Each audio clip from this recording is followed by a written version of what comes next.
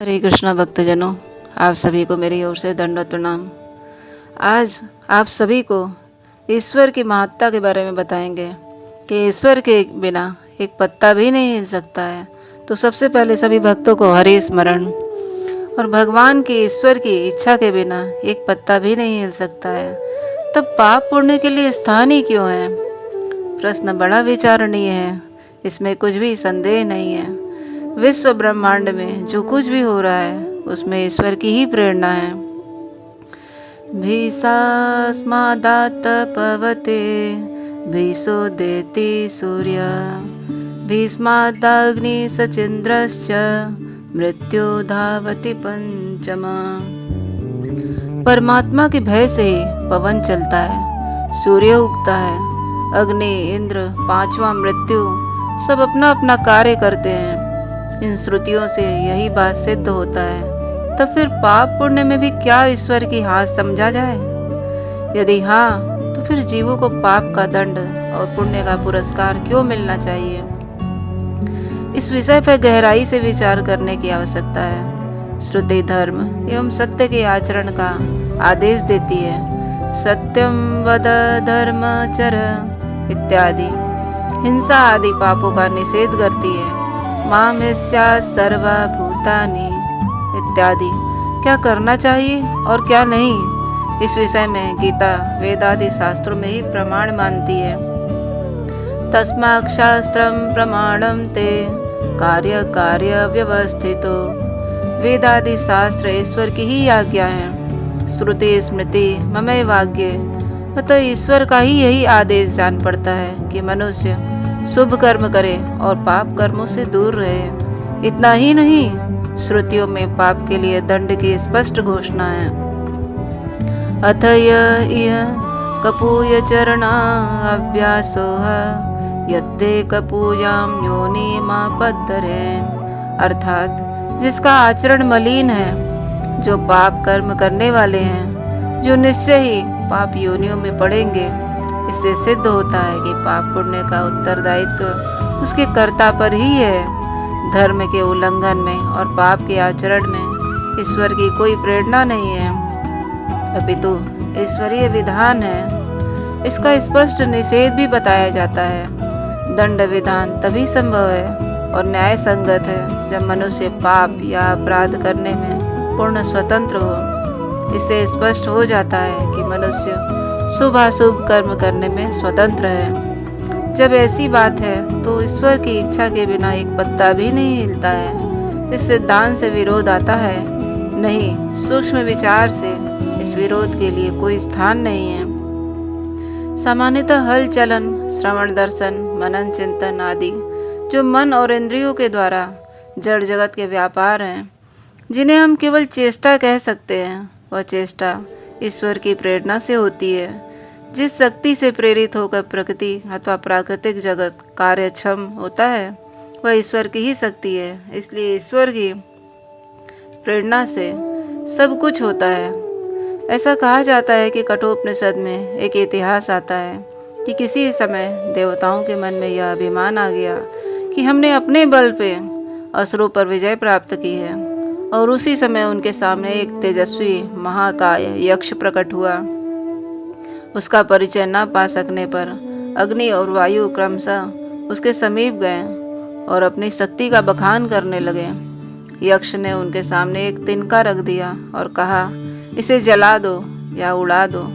सारी शक्ति लगा देने पर भी अग्नि देवता और वायु देवता कृतकार्य नहीं हो सके। अंत में भगवती उमा के द्वारा सर्वप्रथम इंद्र को यह ज्ञान हुआ कि वह यक्ष साक्षात ब्रह्मा ही थे और देवताओं ने उन परमात्मा के ही बल से असुरों पर विजय प्राप्त की थी। अतः ईश्वरी से प्रेरणा के बिना एक पत्ता भी नहीं हिलता है। यह कथन सत्य ही है। ब्रह्मा का निरूपण करते हुए श्रुति कहती है कि वह नेत्रों का भी नेत्र, कान का भी कान है और मन का भी मन है।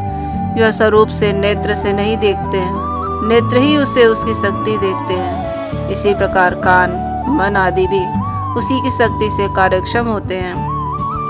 ईश्वर की शक्ति और प्रेरणा के बिना कोई कुछ भी नहीं कर सकता है। गायत्री मंत्र में उसी प्रेरक शक्ति का चिंतन किया जाता है।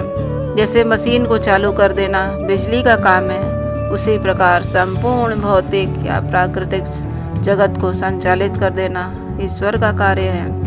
परंतु बिजली की शक्ति से चलने वाली मशीन का उपयोग करने वाला मनुष्य ही उसकी सदुपयोग और दुरुपयोग के उत्तरदायी होते हैं, न कि मशीन या बिजली। यदि छपाई ठीक नहीं हुई होती है तो मशीन मैन ही उसका उत्तरदायी होता है। बिजली को कोई दंड नहीं दिया जा सकता है, यद्यपि उसके बिना कुछ भी नहीं कर सकती।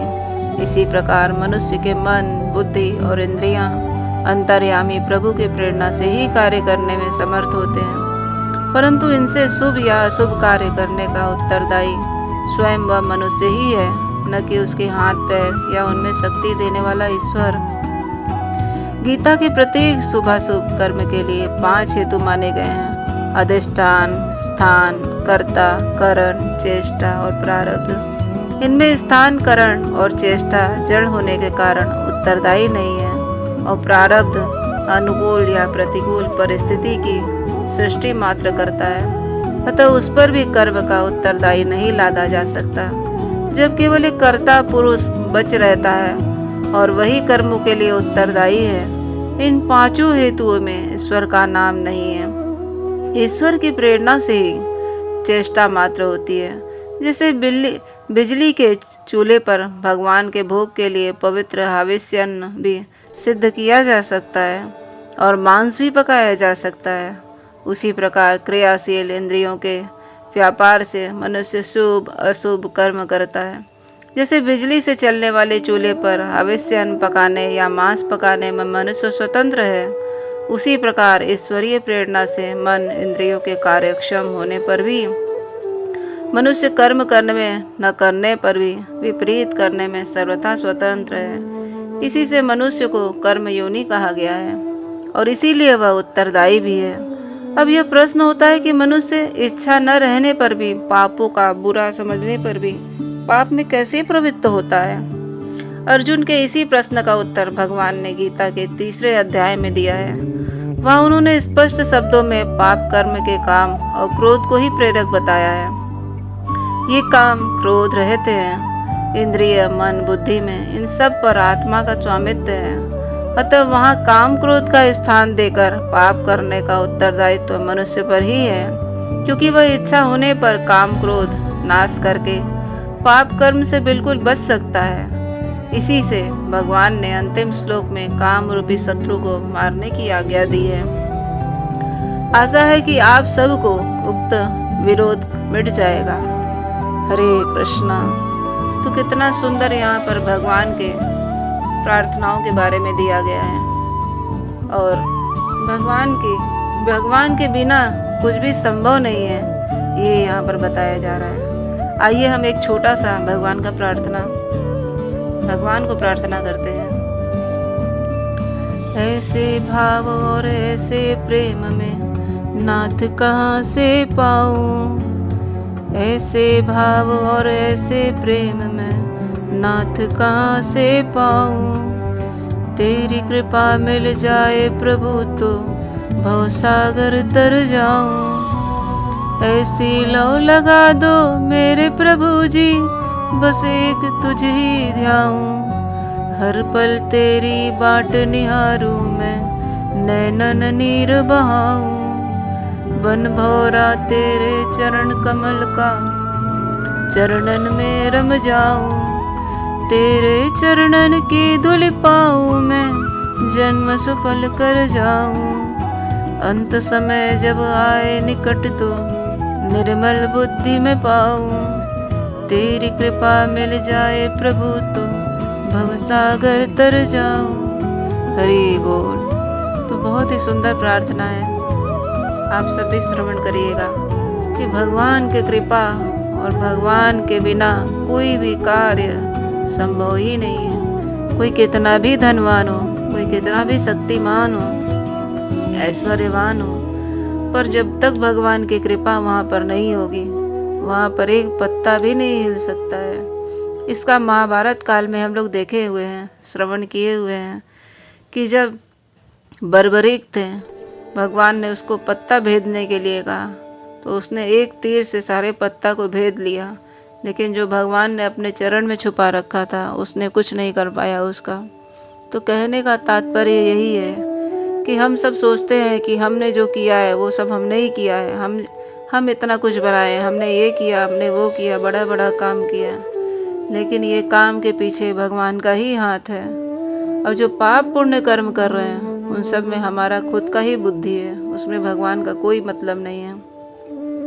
इसलिए भगवान को जो भी कार्य हम करें, सबसे पहले भगवान को बीच में, उनको केंद्र में रख कर के ही करें, क्योंकि भगवान के बिना हर कार्य असंभव है। और यदि भगवान की सहमति है तो हर बड़ा से बड़ा कार्य भगवान पल भर में संपन्न कर देते हैं। हरे कृष्णा।